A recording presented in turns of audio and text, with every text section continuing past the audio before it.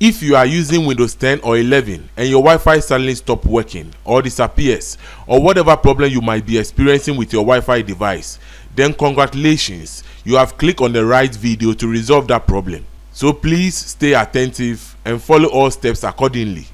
Let's begin. First of all, when you click on this network icon and you don't find your Wi-Fi icon here, just like this. Then again, when you come to Start, then Settings, then Network and Internet, and you still cannot see the Wi-Fi showing here, then follow these steps. First of all, you have to check if your Wi-Fi has not been turned off from your laptop keyboard. These are some of the keyboard combinations that you can use to turn on and off the Wi-Fi connection. For most brands, you press and hold the function key together with the Wi-Fi key as indicated on your screen.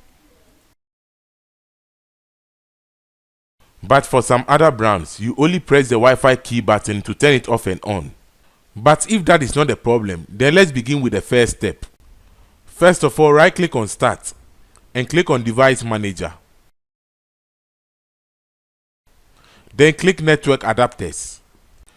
So here you are supposed to find your wireless adapter card here.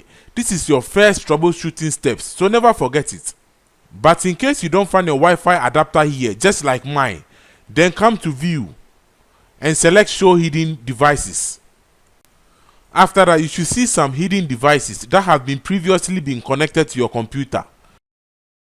You can see I have Microsoft Wi-Fi Virtual Adapter 1 and 2 and TP-Link Wireless Adapter. This is my Wi-Fi adapter, but it is not showing. So here, click on Action and then scan for hardware changes.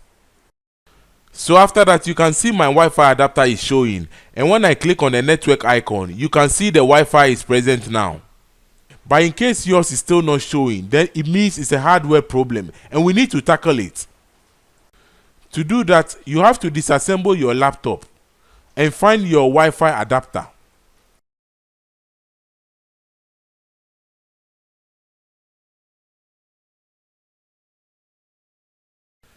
This is my Wi-Fi adapter. Yours can look similar or same.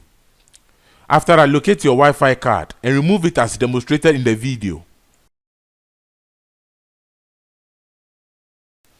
After that, check the connecting terminals and use an eraser to rub it gently to remove any form of dirt or corrosion that can build up with time. Please note that this eraser tip is very important and I've solved many hardware problems for many computer users, so please never ignore it. After that, fix the Wi-Fi card back into the computer.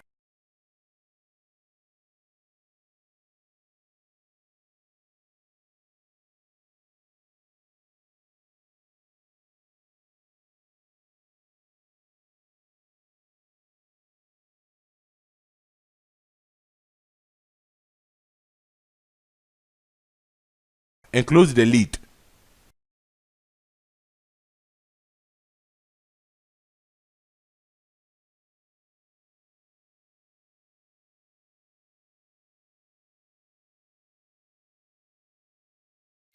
After that is done, again come to Start and click Device Manager. And from there, Network Adapters. From there, check if your Wi-Fi adapter card is showing now. Mine is the TP-Link, but in case yours is still not showing, then it means your wireless adapter card is faulty and you have to replace it. But in case your Wi-Fi adapter only shows up here, but do not show up when you click on the network icon, then what you have to do is to again come back here to the network adapters. Then right click on Wi-Fi adapter and click Disable. Then Yes. Then again right click on it and click Enable Devices. This step is very important and I've solved this problem for many computer users. After that, if the Wi-Fi icon is still not showing, then again come to your search box and type Services and click on it. Then look for WLAN autoconfig. You can be tapping on the W key to easily locate it. So that is it, and I'll click on it. Now ensure the startup type is set to automatic. Then service status is running. So here what I would suggest you do is to click on this stop.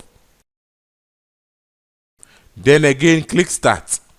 This will reset these settings. After that, click apply, then OK. After that, check again to see if the problem is resolved. If not, then I would suggest you do the power drain. This step is very important and sometimes can solve the problem of a dead computer.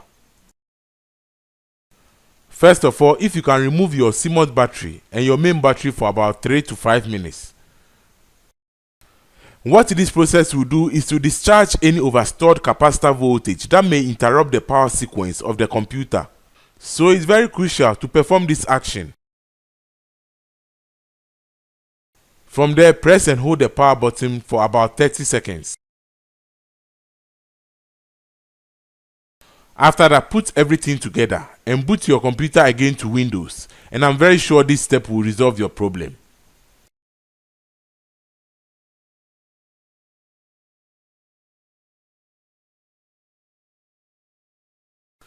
And if this works for you, then please let me know in the comment section below. But in the meantime, please like this video and subscribe for more tutorials.